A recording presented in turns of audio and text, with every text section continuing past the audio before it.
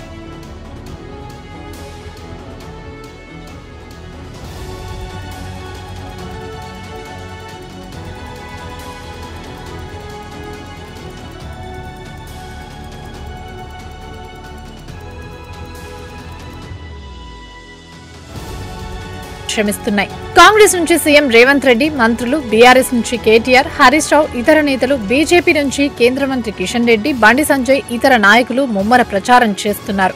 బస్తీలో ఇతర పార్టీల అభ్యర్థులు, స్వతంత్రులు తమదైన శైలిలో ప్రచారానికి దిగారు. ఎక్కువ ఓటర్లు ఉన్న రహమత్ నగర్, ఎర్రగడ్డ, షేక్పేట్ డివిజన్లనే ప్రధానంగా అభ్యర్థి విజయాన్ని నిర్ణయించనున్నాయి.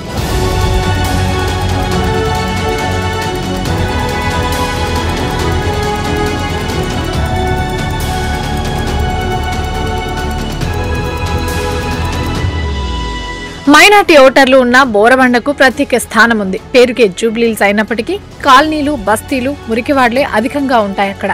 రహమత్ నగర్ లో దాదాపు 70,000 ఓట్లు ఉన్నట్టు అంచనా. గడిచిన శాసనసభ ఎన్నికల్లో బీఆర్ఎస్, కాంగ్రెస్ పోటీ పడగా బీఆర్ఎస్ ముందు నిలిచింది. లోక్సభలో కాంగ్రెస్ పుంజుకుంది. ఎర్రగడ్డ, షేక్పేట్, బోరబండలో మొత్తం 1,10,000 ఓట్లకు పైగా మైనార్టీ ఓటర్లుంటారని పార్టీలు అంచనా వేస్తున్నారు.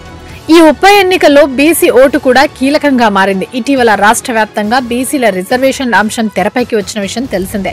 దీంతో బీసీలు సంఘటితం అయ్యారని అంచనా వేస్తున్న పార్టీలు వారిని ఆకట్టుకునే ప్రణాళికలు రచిస్తున్నారు.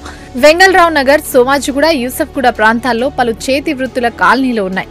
గౌడ్లు, మున్నూరు కాపులు, యాదవులు తదితర బీసీ వర్గాల ఓట్లు ఉప ఎన్నికలో ప్రాధాన్యమవుతున్నాయి. క్రైస్తవ సంఘాల్లో కూడా బీసీలు ఉన్నారు. నియోజకవర్గ వ్యాప్తంగా బీసీలు వివిధ పార్టీల కింద విస్తరించి ఉన్నారు. పార్టీల నాయకులు ఆయా సంఘాల నేతలను పిలిపించుకుని చర్చిస్తున్నారు. వెంగళరావు నగర్ తో పాటు సోమాజిగూడ డివిజన్ లో గేటెడ్ కమ్యూనిటీలు, పెద్ద పెద్ద అపార్ట్మెంట్లు ఉన్నాయి. వీటిలో ఒకే చోట పెద్ద సంఖ్యలో ఓటర్లు నివసిస్తున్నారు. దీంతో ఆయా సంఘాల వారితో కొందరు పార్టీ బాధ్యులు ఒప్పందాలు చేసుకుంటున్నారు. కొన్ని కాలనీలకు చెందిన ముస్లిం, క్రైస్తవ మత పెద్దలతోనూ మాట్లాడుతున్నారు. ఎక్కడికక్కడ హామీలు గుప్పిస్తూ జోరుగా ప్రచారం చేస్తున్నారు. ప్రధానంగా గత శాసనసభ, లోక్సభ, నగరపాలక సంస్థల ఎన్నికల్లో ఏ పార్టీకి ఎక్కడ ఆధిక్యత వచ్చిందన్న దానిపై నాయకులు దృష్టి పెడుతున్నారు. ప్రత్యర్థికి పోలయ్యే వాటిని కొల్లగొట్టడమే లక్ష్యమని అభిప్రాయపడుతున్నారు. షేక్పేటలో గత శాసనసభ ఎన్నికల్లో బీఆర్ఎస్ కన్నా కాంగ్రెస్ కు ఎక్కువ ఆధిక్యత వచ్చింది. లోక్సభ ఎన్నికల్లోనూ అంతే. జీహెచ్ఎంసీ ఎన్నికల్లో బీఆర్ఎస్ కి ఓటేస్తారు. బోరబండ డివిజన్ లో 65,000 ఓట్లుండగా లోక్సభ ఎన్నికల్లో మినహా అన్ని ఎన్నికల్లో బీఆర్ఎస్ వైపే ఓటర్లు ఉన్నారు.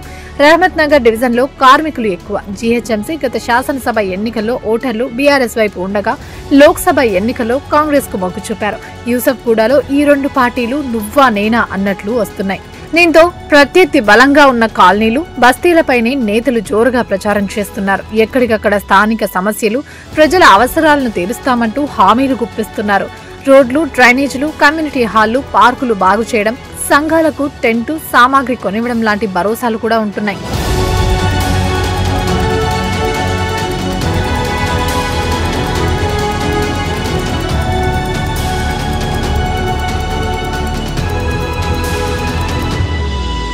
జిల్లాల నుంచి కార్యకర్తలు నియోజకవర్గంలో 407 పోలింగ్ కేంద్రాల పరిధిలో 4 లక్షల మంది ఓటర్లు ఉన్నారు. పోలింగ్ కేంద్రానికి 100 మందిని ఒక పార్టీ, 10 మంది ప్రత్యేక ఇన్ఛార్జీలను మరొక పార్టీ, తగినంత మంది ప్రచారానికి ఇంకో పార్టీ నియమించుకున్నాయి.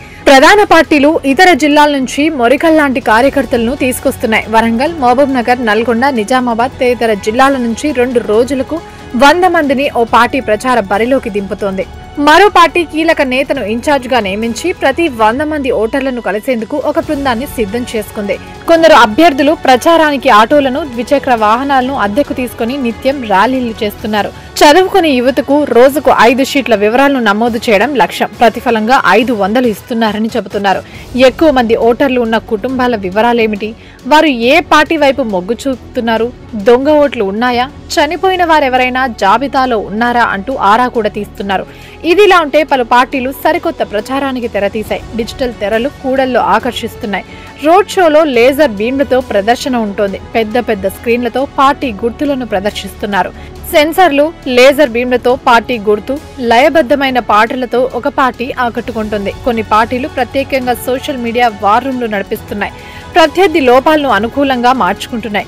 మరికొందరు లేని మీడియా ఛానళ్లు ప్రతికూల పేర్లతో కంటెంట్ ను సామాజిక మాధ్యమాల్లో పోస్ట్ చేస్తూ తమను తికమక గురి చేస్తున్నారని ఓటర్లు చెబుతున్నారు.